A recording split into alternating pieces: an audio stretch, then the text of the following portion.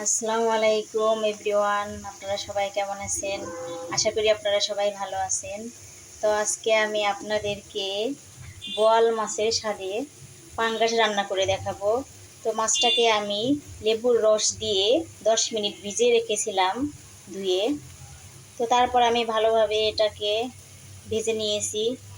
তো এখন আমি মশলাকে কষিয়ে নিচ্ছি পেঁয়াজ মরিচ রসুন দিয়ে। তো মশলাগুলো কষানো হয়ে গেলে আমি এখানে একটু জালি কুমড়া দিয়ে দিব। তো এখানে দিয়ে দিচ্ছি আমি আদা রসুন পেস্ট,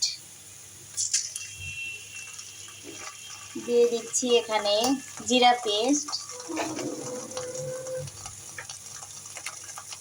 দিয়ে দিচ্ছি এখানে আরও হলুদের গুঁড়ো। মশলাগুলোকে ভালোভাবে কষিয়ে নেব। আরও দিয়ে দিচ্ছি একটু ধনিয়ার গুঁড়ো। আসলে এই মাছ রান্না করতে গেলে একটু মশলা বেশি দিতে হয়। আর আমি লেবু দিয়ে যেহেতু ভিজিয়ে রেখেছিলাম, একটু মরিচের গুঁড়ো দিয়ে দিলাম, সেহেতু কোনো ধরনের গন্ধ থাকবে না, অনেক টেস্ট এভাবে রান্না করলে। সেজন্য ভাবলাম আপনাদের সাথে একটু শেয়ার করি।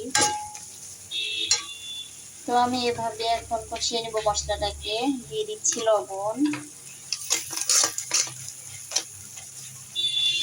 তো এখানে এখন আমি জালি কুমড়াটাকে কষিয়ে নিব ভালোভাবে। কুমড়াটাকে আমি এইভাবে কেটে রেখেছি। এভাবে কাটলে দেখতেও ভালো লাগে, খেতেও ভালো লাগে। তো আমি এখন কুমড়াটাকে ভালোভাবে কষিয়ে নিব। দর্শক, আমাদের কুমড়াটাকে কষিয়ে নেওয়া হয়ে যাচ্ছে। অনেক ভালোভাবে আমি কষিয়ে নিয়েছি, অনেক ভালোভাবে এটা কষানো হয়ে গেছে।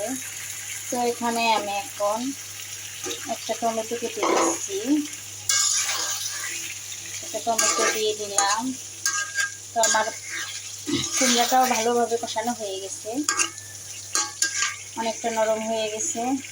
তো এখানে আমি মাছটাও এখন দিয়ে দেব, কারণ এই মাছটা কিন্তু অনেক শক্ত হয়।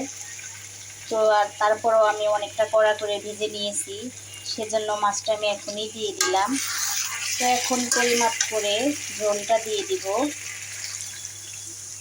তো আমরা কিন্তু কম বেশি সবাই রান্না জানি, সেজন্য ঝোলের পরিমাপটা বা মশলার পরিমাপটা এগুলো কিন্তু নিজে থেকেই করে নিয়ে যায়। তো আস্তে আস্তে কিন্তু সবাই ভালো রাঁধুনি হতে পারে চেষ্টা করলেই।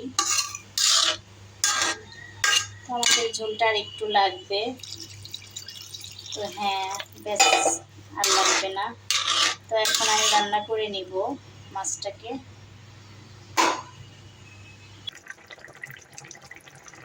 সো দর্শক, আমাদের পাঙ্গাস মাছ রান্না হয়ে গেছে একদম বোয়ালের স্বাদে।